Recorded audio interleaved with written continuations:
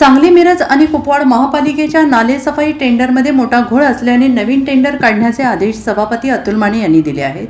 महापालिका अधिकाऱ्यांना वाहने पुरवणे तसेच नालेसफाईसाठी निविदा मागवण्यात आल्या होत्या, मात्र सध्या अत्यंत कमी दराने वाहने पुरवणाऱ्या ठेकेदाराला इतक्या कमी दराने काम कसे परवडते अशी विचारणा करण्यात आली असता अधिकाऱ्यांना समाधानकारक उत्तर देता आल्याने पुरवठा केलेल्या वाहनांपैकी कोणत्याही वाहनांचे लॉगबुक नसल्याची माहिती समोर आली आहे। तसेच नालेसफाईच्या ठेक्यात मोठा घोळ असल्याचं समोर आलेलं आहे आणि हे नालेसफाईचं टेंडर पुन्हा काढण्याचे आदेश सभापती अतुल माने यांनी दिले आहे। 5/12/2025 ला महापालिकेबरोबर वाहनांचा करार केलेला होता। सर्व अधिकाऱ्यांना गाड्या पुरवणे, त्याचप्रमाणे नालेसफाईसाठी पोकलँड, JCB, ट्रॅक्टर, डंपर पुरवणे या कामी RC रेटनं निविदा मागवण्यात आल्या होत्या। त्या निविदेला 5 मक्तेदारांनी सहभाग घेतला होता।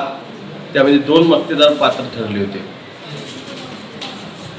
आणि त्या वाहनांचे दर इतके कमी होते की आम्हाला त्यामध्ये सर्व सदस्यांना शंका होती की एवढ्या कमी दरामध्ये डिझेल आणि ड्रायव्हर देऊन हे रेट कसे परवडतात।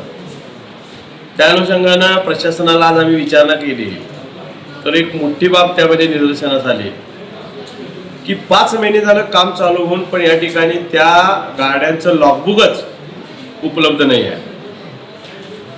म्हणजे जी लोक महापालिकेचे अधिकारी असतील, ज्या ठिकाणी JCB वापरले असतील, पोकलँड वापरले असतील, त्या ठिकाणी कोणतंही लॉगबुक नाही, त्याची कुठेही नोंद नाही।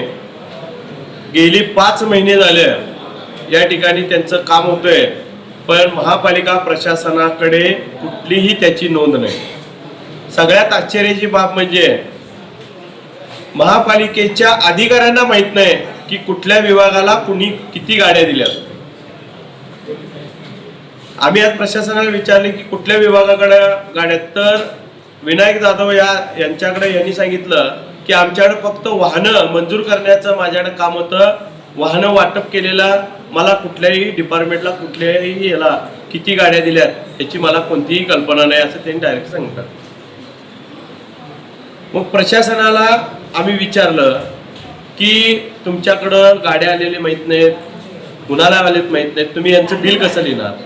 तर महापालिका प्रशासनाच्या वतीने सांगण्यात आलं 5 महिन्यामध्ये कुठलंही बिल आम्ही त्याला अदा केलेलं नाही। त्यावर आपण रुलिंग दिलं, आदेश दिले प्रशासनाला की 5 महिन्यामध्ये काम झालेल्या सर्व अधिकाऱ्यांच्याकडून तसेच आपल्या मुकादम असतील यांच्याकडून लॉगबुक घेऊन त्यामधील नोंदी आम्हाला दाखवून त्याची आमच्या स्थायी समितीचे सदस्य शहानिशा करतील आणि मगच झालेल्या 5 महिन्याचं बिल अदा करण्यात यावं।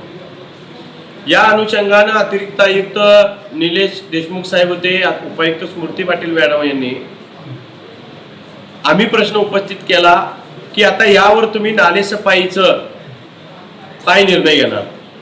तर प्रशासनानं सांगितलं की यामध्ये ही जे वाहन पुरवठा आहे यामध्ये मोठा घोळ आहे आणि एवढ्या कमी दरामध्ये कोणीही वाहन पुरवू शकत नाही। तर आम्ही आयुक्त मॅडमना आम्ही विनंती करेन की हे जुन्या वाहनांना नालेसफाईचं काम न देता नवीन टेंडर शॉर्ट नोटीस काढण्यात यावं अशी शिफारस आम्ही स्वतः करू असं स्मृती पाटील आणि निलेश देशमुख साहेबांनी सांगितलं। Bureau report SBN Marathi Sangli.